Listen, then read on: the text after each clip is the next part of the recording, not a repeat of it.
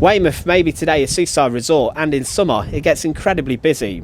But despite hundreds of thousands of people flocking there each year, one thing that is not as well known is the fact that Weymouth sort of harbours a very dark secret.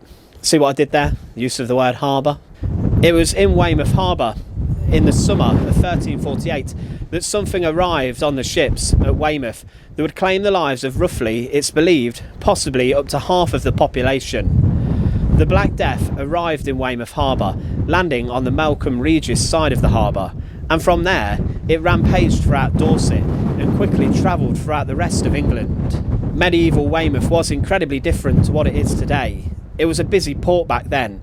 In fact, there were two ports. It was said that a little before the feast of John the Baptist, so roughly around late June 1348, that the great pestilence or Black Death arrived. It came in the heat of summer, and quickly people in the local area began showing symptoms and signs of the bubonic plague.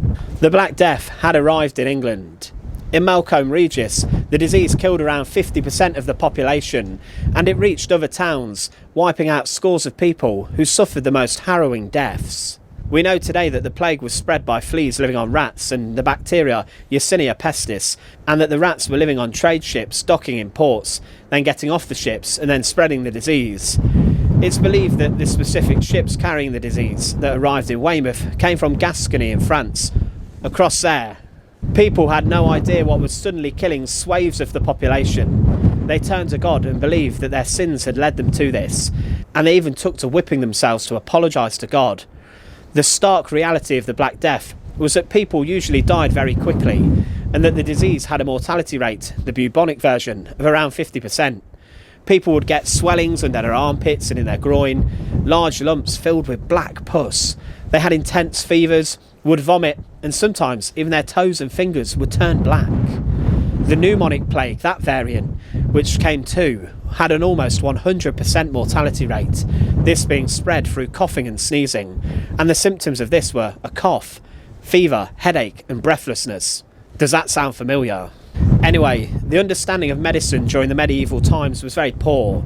People stood a very small chance of survival if they popped their buboes and drained them of fluid.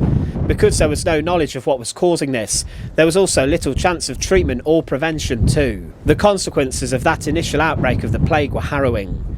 It's believed that of around the 6 million people who lived in England at the time, roughly 2 to 3 million people died.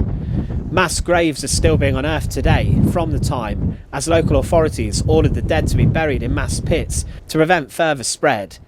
In fact, every time in London they carry out some form of new building project, it's more likely than not that a plague pit is found. For someone who worked in the port or harbour of Weymouth who did survive, they probably found themselves in demand and could have earned better wages following the Black Death. Eventually the king would have enough of the peasants getting more money, and the peasants' revolt would break out years later in opposition to the king's restrictions and laws aimed to keep the people down. The first outbreak of the disease was the most devastating of the plague, and it kept coming around for the next 300 years. The plague swept through England and Britain, causing untold horror and death. Today, almost 700 years on, thousands of people flock to Weymouth for their summer holidays. I'll probably be back here in summer too, but in the harbour, on the side of the wall of a building, there is a very small plaque that marks the place of an event, saying it was here where the Black Death entered England for the first time in 1348. In that place, in Weymouth Harbour, those fleas on the back of rats jumped off the ships onto humans, and from that moment, when the French ship docked, terror would be unleashed in England for centuries. Why did I pick Chesil Beach to record this? It's so cold.